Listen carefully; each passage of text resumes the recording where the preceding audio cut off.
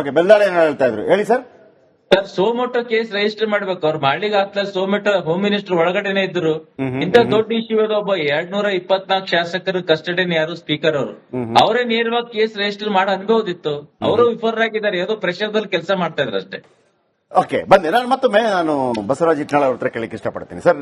ಒಂದು ಮಾತುಗಳನ್ನು ಹೇಳಿದ್ರು, ಇದಕ್ಕೆ ಇನ್ನು ಕೂಡ ಏನು ನಮ್ಮ ಸೆಕ್ಷನ್ ಅಲ್ಲಿ ಅದಕ್ಕೇನು ಶಿಕ್ಷೆ ಕೊಡಬೇಕು ಅನ್ನೋದು ಇಲ್ಲ, ಮೊದಲಿಂದಲೂ ಬಂದಿದೆ. ಸೊ ಹಾಗಾಗಿ ಒಂದು ಸಂದಿಗ್ಧ ಪರಿಸ್ಥಿತಿಯಲ್ಲಿ ಸಿಕ್ಕಾಕೊಂಡ್ಬಿಡ್ತೀವಿ ಅಂತ ಹೇಳಿ ಆಕೆ ಕಂಪ್ಲೇಂಟ್ ಕೊಟ್ಟರೆ ವಿಚಾರ ಬೇರೆ. ಕರೆಕ್ಟ್. ಅದು ಈಗ ರಮೇಶ್ ಜಾರಕಿಹೊಳಿ ವಿಚಾರದಲ್ಲೂ ಕೂಡ ಅದೇ ಆಗಿರುವಂತದ್ದು. ಈಗ ಇದನ್ನು ಮೂರು ಮಾತು ಹೇಳೋದು, ಒಂದು ಪಾಲಿಟಿಕಲ್ ಆಗಿರುವಂತದ್ದು, ಒಂದು ನೈತಿಕ ಆಗಿರುವಂತದ್ದು, ಒಂದು ಕಾರಣಾತ್ಮಕವಾಗಿರುವಂತದ್ದು, ಲೀಗಲ್, ಫ್ಯಾಮಿಲಿ ವಿಚಾರ ಅಂತ ಹೇಳಿ. ಈಗ ನಾನು ಪಾಲಿಟಿಕಲ್ ವಿಚಾರಕ್ಕೆ ಬರ್ತೀನಿ. ಈಗ ಭಾಸ್ಕರ್ ಅವರು ಹೇಳಿದ್ರು, ಸಿದ್ದರಾಮಯ್ಯನವರು ಏನು ಮಾತಾಡಲಿಲ್ಲ ಇದರ ಬಗ್ಗೆ, ಅವರೇನು ಅವರ ಕೆಳಗಿರುವಂತಹ ಮಾಹಿತಿಗಳು ಅಂದ್ರೆ ನಿಮಗೆ ಗುಪ್ತಚರ ಇಲಾಖೆಯಿಂದ ಮಾಹಿತಿಗಳು ಬರಲೇ ಇಲ್ವಾ ಅಂತ ಹೇಳಿ. ಇಲ್ಲಿ ಇನ್ನೊಂದು ಆಸ್ಪೆಕ್ಟ್ಸ್ ಏನಪ್ಪಾ ಅಂತಂದ್ರೆ ರಾಜಕೀಯವಾಗಿ ಇರುವಂತಹ ಮಾತು. ನಾನು ನೇರವಾಗಿ ಹೇಳ್ಬಿಡ್ತೀನಿ. ಏನು, ರಾಜಣ್ಣ ಅವರು ಒಂದಲ್ಲ ಒಂದು ರೀತಿಯಲ್ಲಿ ಡಿ ಕೆ ಶಿವಕುಮಾರ್ ಅವರ ವಿರುದ್ಧ, ಯಾಕಂದ್ರೆ ಇದನ್ನ ಮುನಿರತ್ನ ಅವರು ತೆಗೆದ ಕಾರಣಕ್ಕಾಗಿ ನಾನು ಹೇಳ್ತಿರೋದು, ಬೇರೆ ಯಾರು ಆರೋಪ ಮಾಡಿಲ್ಲ, ಮುನಿರತ್ನ ಮತ್ತು ಬಿಜೆಪಿ ಆರೋಪ ಮಾಡ್ತಾ ಇರೋ ಕಾರಣಕ್ಕಾಗಿ ಹೇಳ್ತಾ ಇರುವಂತದ್ದು. ರಾಜಣ್ಣ ಒಂದು ರೀತಿಯಲ್ಲಿ ಕೆಪಿಸಿ ಅಧ್ಯಕ್ಷ, ಅವನೇನು ದೊಡ್ಡ, ಅವನು ದುಡ್ಡಿದ್ದವನು ಮತ್ತೊಂದು ಅಂತ ಹೇಳಿ. ಸೊ ಅವರನ್ನೇ ಕೆಡವಿ ಯಾರೆಲ್ಲ ಸಿದ್ದರಾಮಯ್ಯನವರ ಆಪ್ತರಿದ್ದಾರೆ ಅವರನ್ನೆಲ್ಲ ಬಾಯಿ ಮುಚ್ಚಿಸುವಂತ ಪ್ರಯತ್ನ ಮಾಡಿ, ಆ ಮೂಲಕ ಹೈಕಮಾಂಡ್ ನಲ್ಲಿ ಅವರನ್ನು ಡಿಗ್ರೇಡ್ ಮಾಡಿ ತಾನು ಪಟ್ಟ ಪಡೆಯುವಂತ ಪ್ರಯತ್ನ, ಇಂಥ ರಾಜಕೀಯ ಈಗಿನ ಕಾಲಘಟ್ಟದಲ್ಲೂ ಬೇಕಾ ಅಂತ ನಾನು ಕೇಳ್ತಿರೋದು.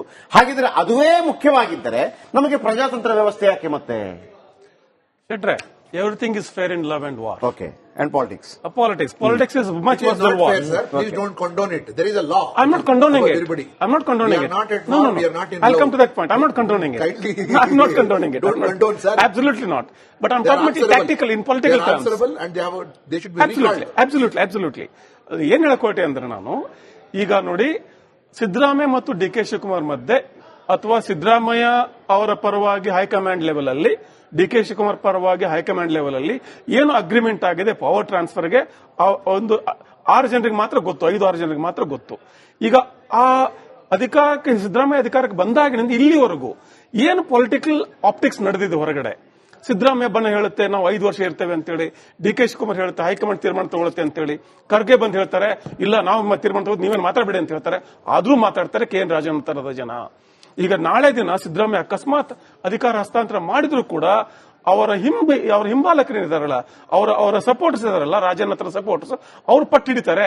ಯಾಕಂದ್ರೆ ಡಿ ಕೆ ಶಿವಕುಮಾರ್ ವ್ಯಕ್ತಿತ್ವನೇ ಬೇರೆ, ಸಿದ್ದರಾಮಯ್ಯ ವ್ಯಕ್ತಿತ್ವನೇ ಬೇರೆ. ಅಲ್ಲಿ ಒಂದು ದೊಡ್ಡ ಒಂದು ಕಂದಕ ಇದೆ. ಹೀಗಿರುವಾಗ ಡಿ ಕೆ ಶಿವಕುಮಾರ್ ತನ್ನ ಅಧಿಕಾರ ಹಸ್ತಾಂತರವನ್ನ ಎನ್ಶ್ಯೂರ್ ಮಾಡ್ಕೊಳ್ಳೋದಕ್ಕೆ ಈ ತಂತ್ರಗಾರಿಕೆ ಮಾಡಿದ್ರೆ ಆಶ್ಚರ್ಯ ಇಲ್ಲ ನನಗೆ. ಆಶ್ಚರ್ಯ ಇಲ್ಲ. ಆ ತಂತ್ರಗಾರಿಕೆಯಿಂದ ಬಲಿಯಾಗಿ ಸಿದ್ದರಾಮಯ್ಯ ಬಣ ಮತ್ತೆ ದುರ್ಬಲವಾಗಿ ಬಿಟ್ರೆ ಎಲ್ಲಿ ನಾವು ಬಿದ್ದೋಗಿ ಬಿಡ್ತೇವೆ ಅಂತ ಕೇವಲ ಇದನ್ನ ರಾಜಕೀಯವಾಗಿ ಉಪಯೋಗಿಸ್ತಿದ್ದಾರೆ. ಕಾನೂನಾತ್ಮಕವಾಗಿ ಭಾಸ್ಕರ್ ಅವರು ಹೇಳಿದಂಗೆ ಇದನ್ನು ಉಪಯೋಗಿಸುವಂಗಿದ್ರೆ ಆ ಸಂತ್ರಸ್ತೆಯನ್ನು ಹಿಡಿದುಕೊಂಡು ಹಿಂದಿನ 375 ಇತ್ತಲ್ಲ ಸರ್, IPC 375 ಅದರಲ್ಲಿ ಕಂಪ್ಲೇಂಟ್ ಕೊಡಬಹುದಿತ್ತು. ಈಗ BNS ಸೆಕ್ಷನ್ ನಂಗೆ ಗೊತ್ತಿಲ್ಲ, ಯಾವ ಕಂಪ್ಲೇಂಟ್ ಇಲ್ಲ. ಕೇವಲ even when on the floor of the house ಹೇಳತ್ರ ಇನ್ನೂ ಮಾಡಿದಲ್ಲ ಸರ್, ಆನ್ ದ ಫ್ಲೋರ್ ಹೇಳಿದ್ದಾರೆ ರಾಜಣ್ಣ. ಒಬ್ಬ ಮಂತ್ರಿ ಸೋಮೋಟೋ ತಗೋಬಹುದಾಗಿತ್ತು. ಹೌದು, ಒಬ್ಬ ಮಂತ್ರಿ ಸದನ ಹೇಳ್ತಾರೆ, ಆನ್ ರೆಕಾರ್ಡ್ ಹೇಳ್ತಾರೆ ಮಾಡಬಹುದು. ಇವ್ರೇನ್ ತನಿಖೆ ಮಾಡೋದು, ಇನ್ನೂ ಏನು CBI ಕೊಡೋದು, ಇಡಿ, ಅದು ಏನು ವಾಟ್ ತನಿಖೆ? ಫಸ್ಟ್ ಕಂಪ್ಲೇಂಟ್ ಅದು ಫೈಲ್ ಆಗಬೇಕಲ್ಲ. ಯಾವ ರೀತಿ ವರ್ತಿಸ್ತಾ ಇದ್ದಾರೆ ನೋಡಿ ಸರ್ ಅಲ್ಲಿ ಮಾಧ್ಯಮದಲ್ಲಿ. ಶೆಟ್ಟಿ, ನಿಮ್ಮ ಗುಮಾನಿಗೆ ಸರಿಯಾಗಿನೇ ಇದೆ. ಇದನ್ನ ಕೇವಲ ಇವರು ತಮ್ಮ ರಾಜಕೀಯ ಗುದ್ದಾಟಕ್ಕೆ ಮಾತ್ರ ಸೀಮಿತಗೊಳಿಸಿ ನೋಡ್ಕೊಳ್ತಾರೆ. ಅದ್ರ ಆಚೆ ಇದಕ್ಕೆ ಏನೋ ಆಗೋದಿಲ್ಲ. ನೀವು ಜಾರಕಿಹೊಳಿ ವಿಚಾರದಲ್ಲಿ ಮಾತಾಡಿದ್ವಿ ನಾವು. ಅಲ್ಲಿ 164 ಸ್ಟೇಟ್ಮೆಂಟ್ ಆಗಿದೆ. ಏನಾಗಿದೆ ಅಲ್ಲಿ? ಏನಾಗಿದೆ? ಇಲ್ಲಿವರೆಗೆ ಶಿಕ್ಷೆ ಆಯ್ತಾ? ಇಲ್ಲ. ವೀಕ್ಷಕರೇ, ಒಂದು ಬ್ರೇಕ್ ತಗೊಳ್ಳೋದು ಸಮಯ ಬಂದೆ ರಾಜೇಗೌಡ್ರೆ. ಬಹಳ ಮುಖ್ಯವಾಗಿ ಇಲ್ಲೊಂದು ಗಮನಿಸಬೇಕು. ಈಗ ಈ ಹನಿ ಟ್ರ್ಯಾಪ್ ವಿಚಾರ ಇದೆಯಲ್ಲ, ಹನಿ ಟ್ರ್ಯಾಪೇ ಅಥವಾ ಮತ್ತೊಬ್ರು ಮಾಡಿಸಿದ್ದರೆ ಹಾಗಿದ್ರೂ ಕೂಡ ಆ ಹೆಣ್ಣು ಮಗಳು ಕಂಪ್ಲೇಂಟ್ ಕೊಡೋ ತನಕ ಇದಕ್ಕೆ ಮಾನ್ಯತೆನೇ ಇಲ್ಲ. ಹೆಣ್ಣು ಮಕ್ಕಳಿಗಾಗಿ ವಿಶೇಷವಾದಂತಹ ಗೌರವಾಧಾರ ಇರೋ ಕಾರಣಕ್ಕಾಗಿ ಒಂದು ವೇಳೆ ಆ ಹೆಣ್ಣು ಹನಿ ಟ್ರ್ಯಾಪ್ಗಾಗಿ ಬಂದಿದ್ರೆ ಅಲ್ಲೂ ಕೂಡ ಮಾನ್ಯತೆ ಬರೋದಿಲ್ಲ.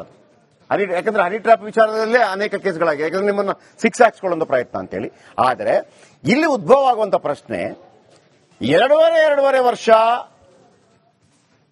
ಇಬ್ಬರ ನಡುವೆ ಒಪ್ಪಂದವಾಗಿದೆ.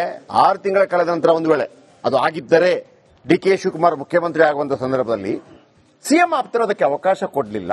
ಅವಕಾಶ ಕೊಡದೇ ಇದ್ದಾಗ ಇಂಥದ್ದೊಂದು ಪ್ರಹಸನಗಳು ಉಂಟಾಯ್ತಾ?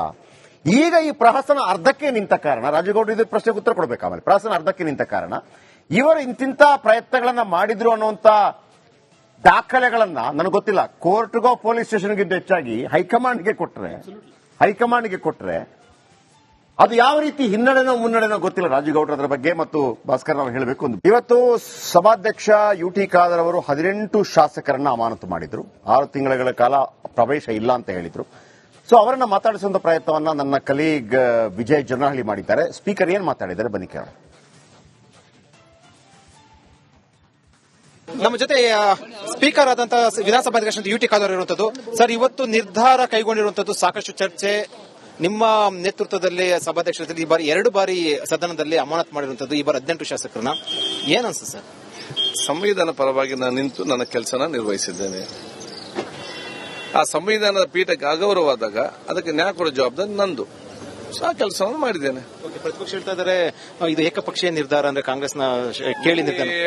ಪ್ರತಿಪಕ್ಷದ ಅಥವಾ ಆಡಳಿತ ಪಕ್ಷ ಮಾತುಕತೆಯಲ್ಲಿ ಕೂಡ ಈ ರಾಜ್ಯದ ಜನತೆ ಉತ್ತರ ಕೊಡ್ತಾರೆ. ನಿಮ್ಮ ಮುಖಾಂತರ ನೋಡಿದ್ದಾರೆ ಏನ್ ನಡೆದಿದೆ ಅಂತ ಹೇಳಿಕೊಂಡು, ಆದ್ರೆ ರಾಜ್ಯ ಜನತೆ ಅದು ಉತ್ತರ ಕೊಡ್ತಾರೆ. ನಾನು ಅದಕ್ಕೆ ಮಾತಾಡ್ಲಿಕ್ಕೆ ಹೋಗುದಿಲ್ಲ. ಈ ರೀತಿ ಸದನದಲ್ಲಿ ಈ ರೀತಿ ಗಲಾಟೆ ಮಾಡುವಂತದ್ದು ಶಾಸಕರು ಎಷ್ಟು ಮಟ್ಟಿಗೆ ಸರಿ ಅನ್ಸುತ್ತೆ? ಅಂದ್ರೆ ಈಗ ಚರ್ಚೆ ಆಗ್ಬೇಕಾದ ವಿಚಾರ, ಸಾಕಷ್ಟು ಚರ್ಚೆಗಳ ವಿಚಾರ ಇತ್ತು. ಅದನ್ನೆಲ್ಲ ನೋಡಿ, ಇದನ್ನೆಲ್ಲ ರಾಜ್ಯ ಜನತೆ ನೋಡಿ ತೀರ್ಮಾನ ಮಾಡ್ತಾರೆ. ಈ ರೀತಿ ಆಗುವ ಅತ್ಯಂತ ವಿಷಾದನೀಯ. ಚರ್ಚೆ ಆಗುವ ಉತ್ತಮ ಚರ್ಚೆ ಆಗಿದೆ. ಇಷ್ಟು ದಿವಸ ಉತ್ತಮ ಚರ್ಚೆ ಆಗಿ 80ಕ್ಕಿಂತ ಅಧಿಕ ಸದಸ್ಯರು ಮಾತಾಡಿದ್ದಾರೆ. 90 ಗಂಟೆಗೆ ಹೆಚ್ಚು ಚರ್ಚೆ ಮಾಡಿದ್ದಾರೆ. ಬಹಳಷ್ಟು 24-25 ಬಿಲ್ಗಳು ಪಾಸ್ ಆಯಿತು. 2 ಪ್ರೈವೇಟ್ ಬಿಲ್ ಪಾಸ್ ಆಯಿತು. ಎಷ್ಟೋ ಶಿಕ್ಷಣ ಚರ್ಚೆ ಆಯಿತು. ಎಲ್ಲ ಫಲಬದ್ಧವಾಗಿ ನಡೆದಿದೆ. ಕಡೆಯದಾಗಿ ಈ ರೀತಿ ಆಗಿದೆ. ಅತ್ಯಂತ ನೋವು ಮತ್ತು ವಿಷಾದ ಅಂತ ಹೇಳಲಿಕ್ಕೆ ಬಯಸ್ತೇನೆ. ಸರ್, ಈಗ ಜನಪ್ರತಿನಿಧಿ ಏನ್ ಪ್ರಾಬ್ಲಮ್ ಇಲ್ಲ ಏರಿಯಾದಲ್ಲಿ? ಏನ್ ಪ್ರಾಬ್ಲಮ್? ಏನ್ ನಿಮ್ ಪ್ರಾಬ್ಲಮ್? ಇದೆಲ್ಲ ಪ್ರಾಬ್ಲಮ್ ಆಯ್ತಿಲ್ಲ ಹೇಳಿ. ಏನ್ರಿ ನಿಮ್ ಪ್ರಾಬ್ಲಮ್? ಏನ್ ನಿಮ್ ಪ್ರಾಬ್ಲಮ್ ಅಂತ ಹೇಳಿ. ಯಾರಪ್ಪ ನಗರಕ್ಕೆ? ಗಾಂಧಿನಗರ, ದಾಸರಹಳ್ಳಿ, ರಾಜರಾಜೇಶ್ವರಿ ನಗರ, ಚಾಮರಾಜಪೇಟೆ, ಹುಬ್ಬಳ್ಳಿ, ಚನ್ನಮರುತ್ತದ, ಮೈಸೂರಿಗೆ ಬಂದಿರೋದು. ಬ್ಯಾಡಗಿ ತಾಲೂಕಿಗೆ ನಾವು ಬಂದಿವ್ರಿ. ಸರ್ ಹೇಳಿ ಸರ್, ಏನ್ ಪ್ರಾಬ್ಲಮ್? ನಿಮ್ ಎಮ್ ಎಲ್ ಎ ಹೆಂಗೆ? ಏನೆಲ್ಲ ಸಮಸ್ಯೆಗಳು? ಏನ್ ಕಥೆಯಲ್ಲಿ ಬಂತ? ಯಾಯಪ್ಪ ಯಾವತ್ತೂ ಬಂದಿಲ್ಲ. 2 months ಇಂದ ನೀರಿಲ್ಲ. ಟ್ಯಾಂಕರ್ ಬರ್ಬೇಕಾದ್ರೆ ರೋಡ್ ಸರಿ ಇಲ್ಲ ಅಂತ ಯಾರ ಹತ್ರ ಹೋಗಿ ಹೇಳೋದಕ್ಕೆ ನಮ್ಗೆ ಯಾರು ಇಲ್ಲ. ಕಿತ್ತೋದ್ರೆ ಏನು ಅಲ್ಲ ಹಾಳಾಗೋದ್ರು ಇದು ಯಾರು ನೋಡರೇ ಗತಿ ಇಲ್ಲ. ನಾವಿದ್ದೀವಿ ಅಂತಾರೆ. ಇವಾಗ ಯಾರು ಎಮ್ಎಲ್ಎ ಮಗ ಒಂದ್ ದಿವಸಾನು ಬಂದಿಲ್ಲ. ಫುಲ್ ಸ್ಟ್ಯಾಂಡರ್ಡ್ ಲಕ್ಸುರಿಯಸ್ ಬೆಡ್ರೂಮ್ ಐತ್ರಿ ಅದು. Taj west end tradition blue. ನಿಮ್ಗೆ ಮೀಟಿಂಗ್ ಇಲ್ಲಿ ಮಾಡ್ರಿ. ಇಷ್ಟು ವರ್ಷ ಆಯ್ತು. ಇದಕ್ಕೆಲ್ಲ ಯಾರು ಸರ್ ಜವಾಬ್ದಾರಿ? 2,000 ರೂಪಾಯಿ ಬ್ಯಾಂಕ್ ಹೋಗ್ತೀನಿ ಬರ್ತಾ ಇದ್ದೀನಿ. ಬ್ಯಾಂಕಿಗೆ ಹೋಗ್ತೀನಿ ಬರ್ತೀನಿ 2,000 ಮಾತ್ರ ಬರ್ತಾ ಇಲ್ಲ. 2,000 ನಂದು ಹೊಂಟಿತ್ತು. ನಿಲ್ ಮೇಲೆ ಭಾರಿ ಐಟ್ ಅದು ಮಾರ. ಮೇಡಮ್ ಬರಲ್ಲ ಕಣ್ರಿ ಸರ್. ರಾತ್ರಿ 1 ಗಂಟೆವರೆಗೂ ಎಣ್ಣೆ ಅಂಗಡಿ ತೆಗಿಬೇಕಾದ್ರೆ ಬೆಳಗ್ಗೆ 4 ಗಂಟೆವರೆಗೂ ತೆಗಿಬೋದಲ್ಲ.